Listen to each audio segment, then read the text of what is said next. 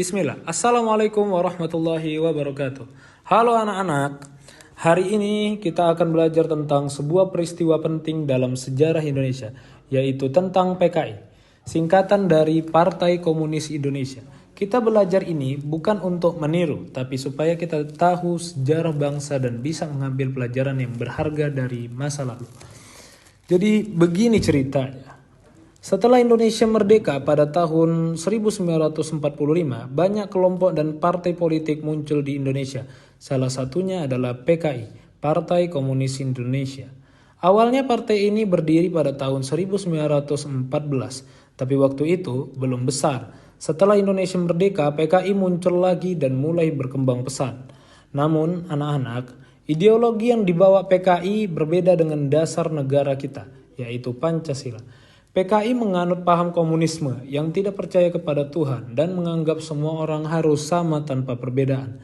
Tentu saja paham ini bertentangan dengan sila pertama, Pancasila, yaitu ketuhanan yang Maha Esa. Nah, pada tahun 1948 terjadi peristiwa yang dikenal dengan pemberontakan PKI di Madiun.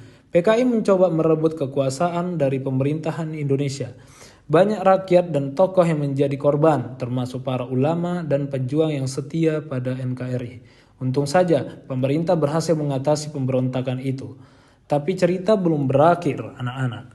Beberapa tahun kemudian, tepatnya pada tahun 1965, PKI kembali membuat kekacauan besar yang dikenal dengan peristiwa G30S PKI. Pada malam tanggal 30 September 1965, sekelompok orang yang terlibat dengan PKI menculik dan membunuh 7 perwira tinggi TNI Angkatan Darat. Peristiwa itu membuat seluruh rakyat Indonesia marah dan sedih.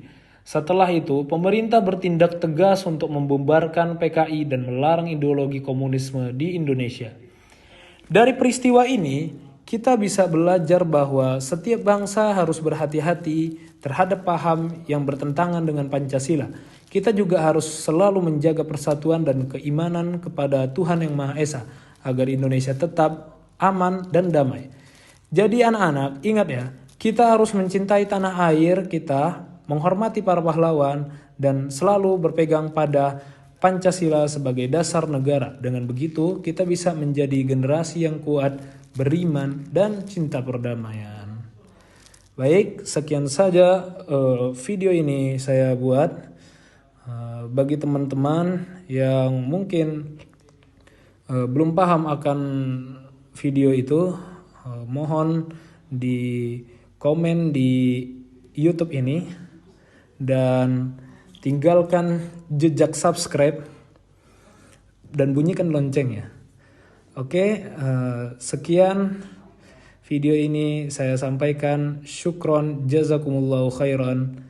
Assalamualaikum warahmatullahi wabarakatuh.